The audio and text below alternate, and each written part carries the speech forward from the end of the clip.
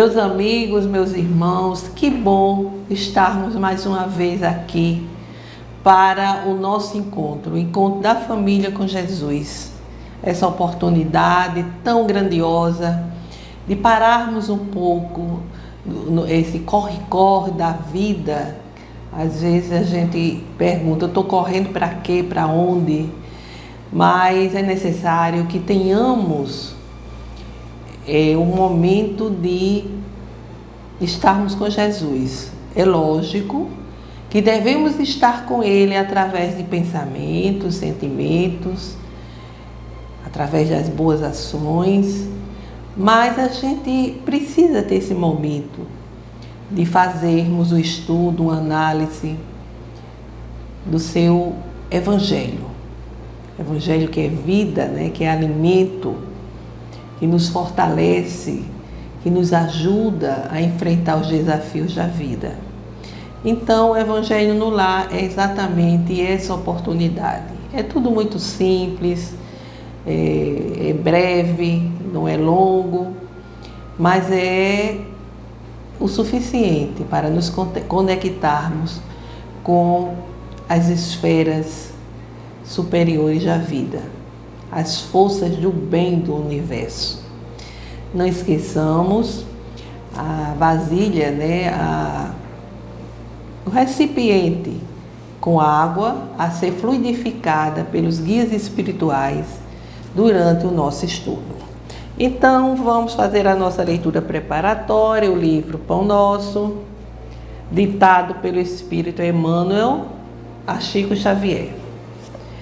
É a mensagem 96. Justamente por isso, não vos escrevi porque ignorasseis a verdade, mas porque a conheceis. É a primeira epístola de João, o capítulo 2, versículo 21. O intercâmbio cada vez mais intensivo entre os chamados vivos e mortos constitui grande acontecimento para as organizações evangélicas de modo geral. Não é tão somente realização para a escola espiritista, pertence às comunidades do cristianismo inteiro. Por enquanto, anotamos aqui e ali protesto do dogmatismo organizado. Entretanto, a revivência da verdade assim o exige. Toda aquisição tem o seu preço e qualquer renovação encontra obstáculos espontâneos. Dia virá em que as várias subdivisões do evangelismo compreenderão a divina finalidade do novo conceito. O movimento de troca espiritual entre as duas esferas é cada vez mais dilatado. O devotamento dos desencarnados provoca a atenção dos encarnados. O Senhor permitiu Mundial Pentecostes para o reajustamento da realidade eterna. Convém notar, contudo, que as vozes comovedoras e revigorantes do além repetem comumente velhas fórmulas da revelação e relembram o passado da sabedoria terrestre, a fim de extrair conceituação mais respeitável referentemente à vida. É neste ponto que recordamos as palavras de João, interrogando sinceramente: comunicar-se-ão os mortos com os vivos, porque os homens ignoram a verdade? Isto não. Se os que partem falam novamente aos que ficam, é que estes conhecem o caminho da redenção com Jesus, mas não se animam nem se decidem a trilhá-lo. Ou seja, se os espíritos eles estão a se comunicar novamente, né, com os chamados vivos, é porque os vivos, vamos assim dizer, já trilharam o caminho, já têm conhecimento, mas não estão dispostos a trilhar esse caminho, o caminho da espiritualidade, o caminho da evolução. Então, meus amigos, vamos fazer a nossa prece inicial, elevar nossos corações ao alto, para nos conectarmos com os guias espirituais. Senhor Jesus, estendei vossas mãos compassivas sobre nós, derramando a vossa graça, para que sejamos fortalecidos, renovados em nossa fé, para continuarmos na nossa trajetória evolutiva, sem nos deixarmos abater pelos desafios, pelas decepções, pelos conflitos. Fica conosco, Jesus, agora e sempre, que assim seja. Bem, meus amigos, estudando o Evangelho a partir dos assuntos que Joana de Ângeles selecionou para compor seu livro Jesus e o Evangelho à luz da psicologia profunda, nós hoje vamos concluir o livro. Olha que coisa boa. E o último assunto escolhido por ela, já é conhecido nosso, né? A gente já estudou, já refletiu algumas vezes, é pedir e conseguir. O registro é de Marcos, no capítulo 11, no versículo 24. Seja o que for que pedirdes na prece, crede que obtereis e concedido vos será o que pedirdes. Está também no Evangelho segundo o Espiritismo, no capítulo 27, o item 7. Então a gente vê no Evangelho as reflexões feitas por Kardec a respeito da seguinte passagem: quando orardes, não vos assemelheis aos hipócritas que se comprazem orar em pé nas sinagogas e nas esquinas das ruas para serem vistos pelos homens. Em verdade, vos digo, eles receberam sua recompensa. Mas quando quiserdes orar, entrai no vosso quarto e, estando fechada a porta, orai ao vosso Pai em segredo. E vosso Pai, que vê o que se passa em segredo, vos recompensará. Não afeteis orar muito em vossas preces, como fazem os gentios, que pensam ser pela multidão de palavras que serão atendidos. Não vos torneis, pois, semelhantes a eles, porque vosso Pai, sabendo do que necessita, antes de o pedirdes. Esse é o registro aqui, é de Mateus. Quando vos apresentardes para orar, se tiverdes alguma coisa contra alguém, perdoai-lhe, a fim de que vosso Pai, que está nos céus, perdoe também os vossos pecados. Se vós não perdoais, vosso Pai, que está nos céus, não vos perdoará também os vossos pecados. O registro é de Marcos. Aqui são reflexões em torno da prece, né? Em torno da oração. E Jesus já nos advertindo que a prece, ela é... Nós até fizemos já algumas reflexões no domingo passado, né? No Evangelho passado. E a prece, ela é esse intercâmbio, essa conexão com Deus Pai Criador. E ela deve ser realizada de uma forma humilde, de uma forma simples, sem ostentação, sem orgulho, sem vaidade, não precisando de muitas palavras, de uma grande oratória, da presença de outras pessoas para reconhecer a sua capacidade, né, de orar, de fazer suas preces. Não. É um momento de encontro nosso com Deus, nosso Pai Criador. Ele que tudo sabe, sabe das nossas necessidades, sabe o que necessitamos e merecemos, porque a prece nós pedimos, mas ela depende exatamente disso, da nossa necessidade e do nosso merecimento.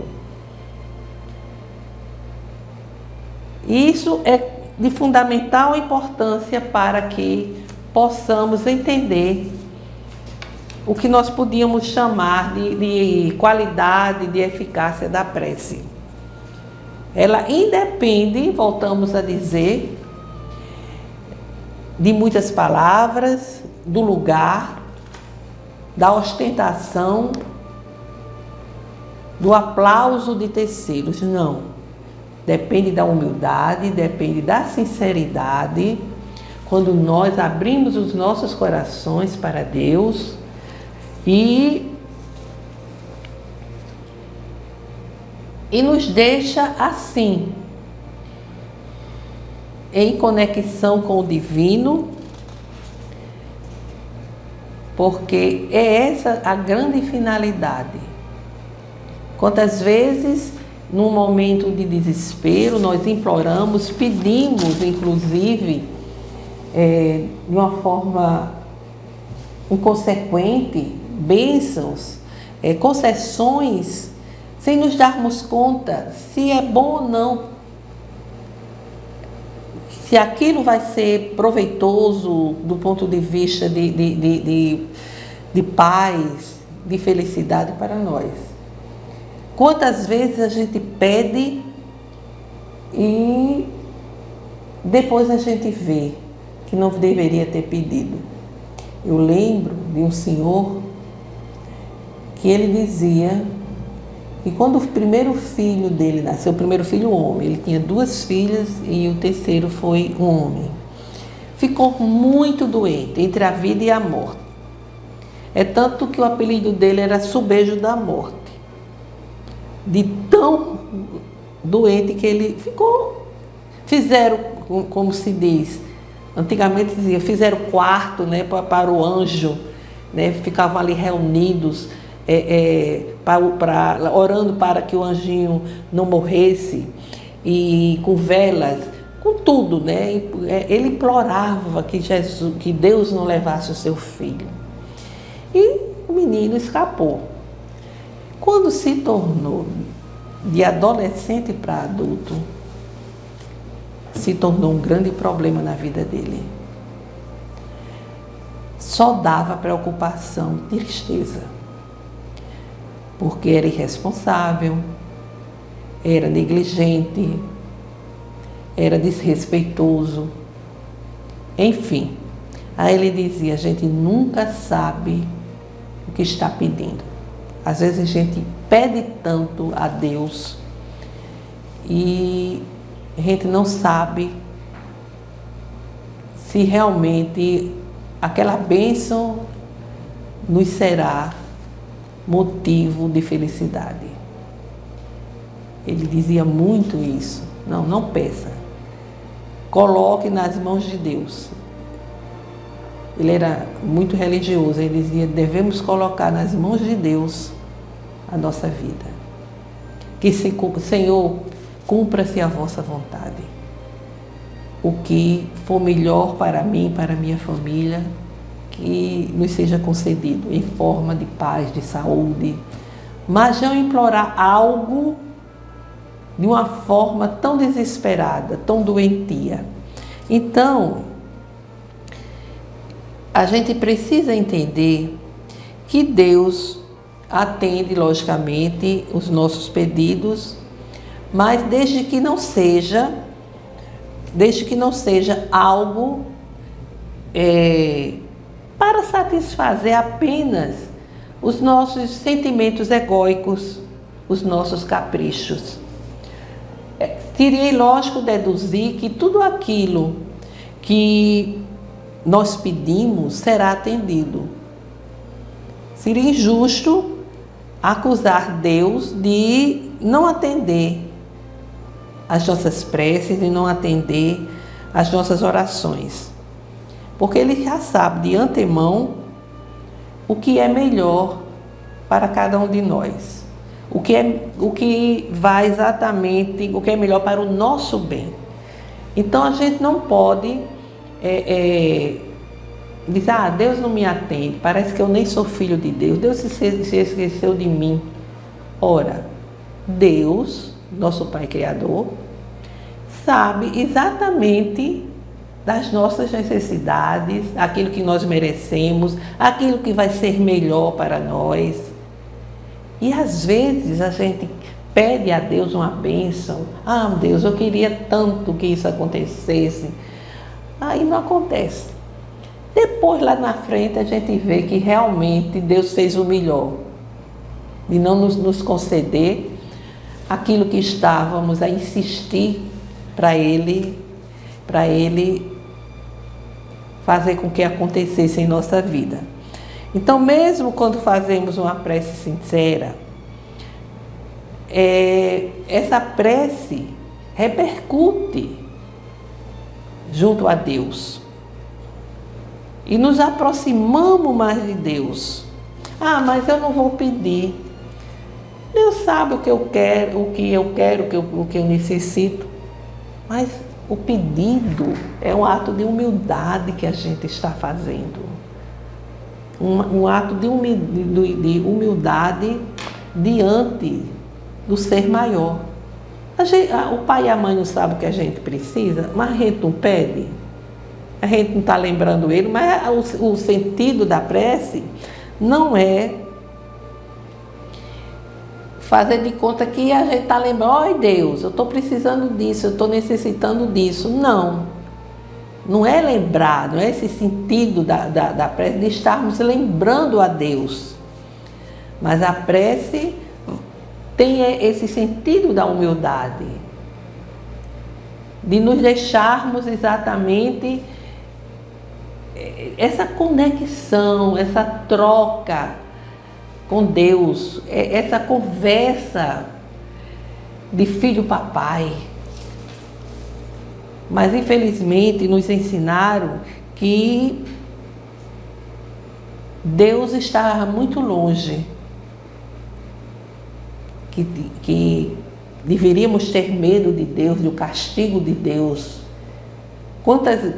Isso de geração para geração, e isso foi ensinado. Hoje a gente escuta ainda as pessoas dizer, foi castigo de Deus. Como se Deus tivesse algum sentimento humano tão inferior que fosse castigar alguém.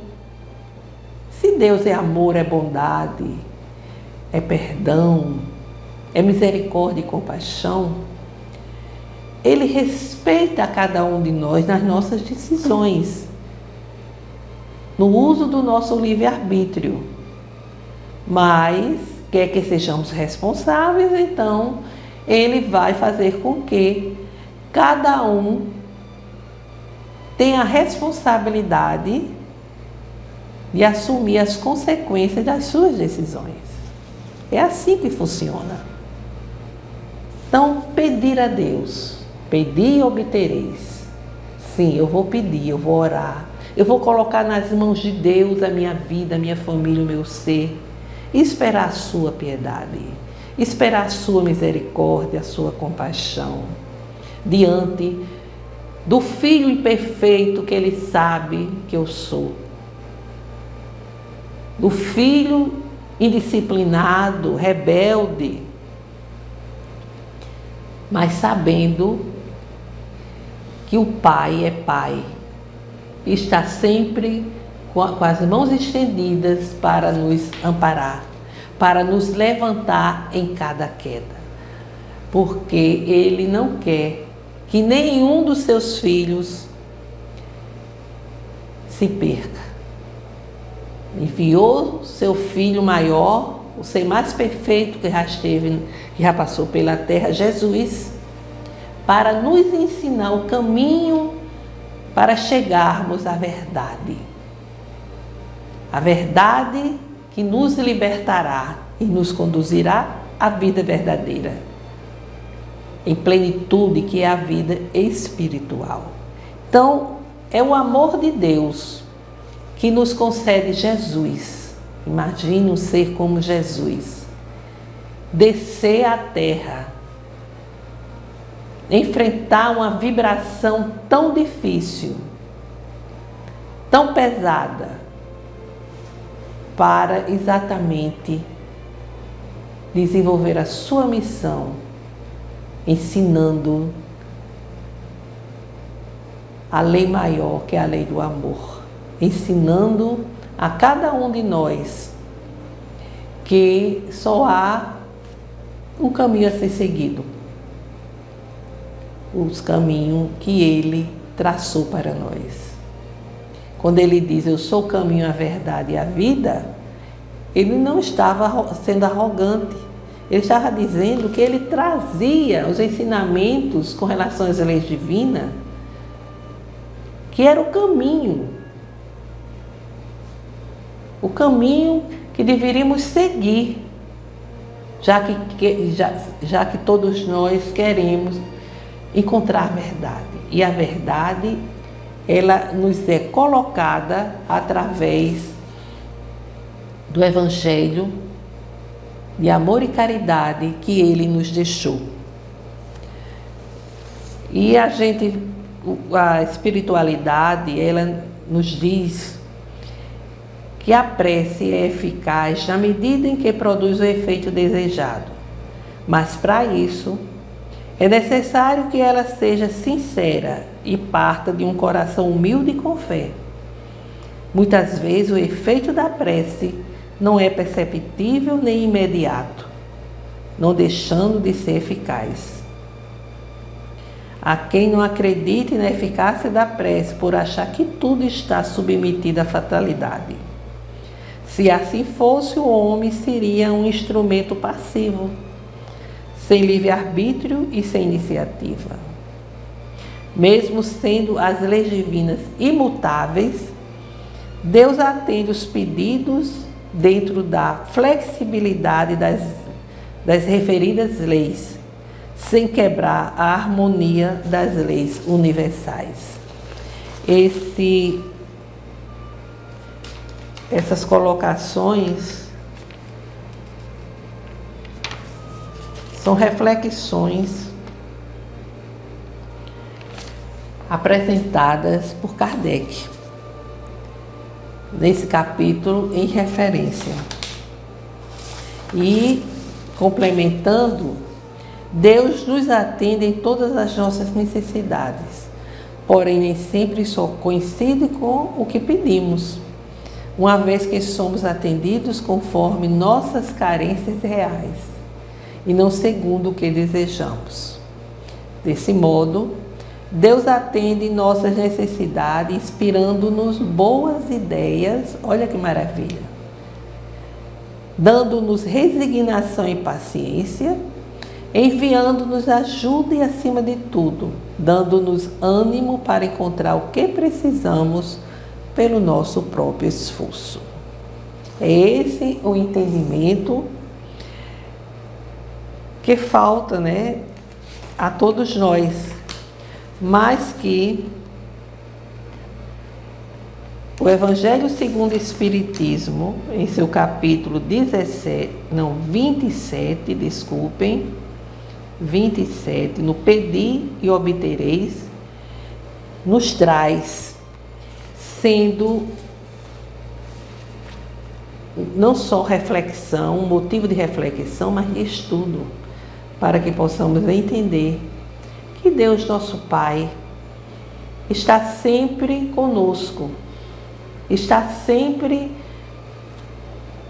a nos ajudar, a querer o nosso melhor, a querer o nosso bem, mas nem sempre aquilo que pedimos, aquilo que esperamos, é o melhor para nós. É o que vai nos fazer crescer, evoluir. Então, meus amigos, terminamos assim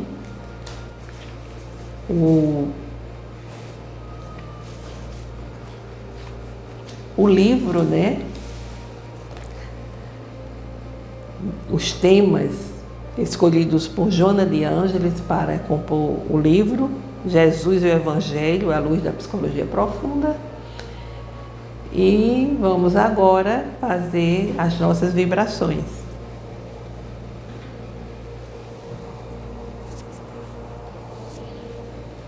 Vamos emitir pensamentos, vibrações de amor, de saúde, de paz, de esperança.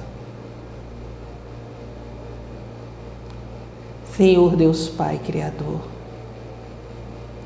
estamos mais uma vez a rogar incessantemente pela paz entre as nações, pelo entendimento entre os governantes, inclusive em nosso país, para que a prioridade seja a justiça social,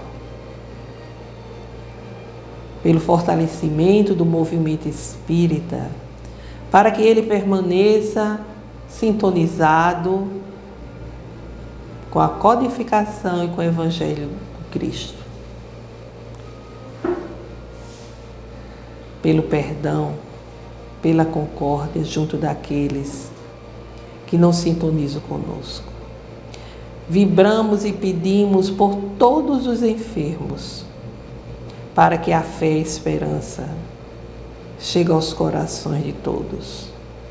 Por todas as famílias, para que o Evangelho do Cristo chegue aos lares, levando harmonia aos corações.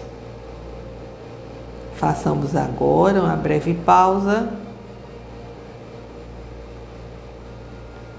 para que cada um possa apresentar as suas rogativas.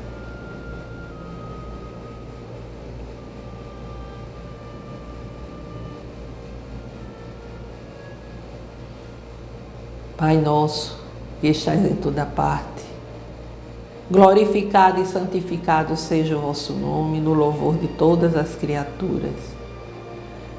Que venha a nós o vosso reino de amor e sabedoria, para que a vossa vontade se cumpra aqui na terra e em todos os ciclos espirituais. O pão nosso do corpo e do espírito dai-nos hoje. Perdoai, Senhor, as nossas dívidas, ensinando-nos a perdoar os nossos devedores com esquecimento de todo mal, não permitindo que venhamos a cair nas tentações das nossas próprias inferioridades. Livra-nos, Senhor, de toda maldade, para que reine a paz, o entendimento, o amor na caridade, hoje, amanhã e sempre. Que assim seja. Com esta prece, encerramos o Evangelho no Lar de hoje, desejando a todos muita paz. Até breve.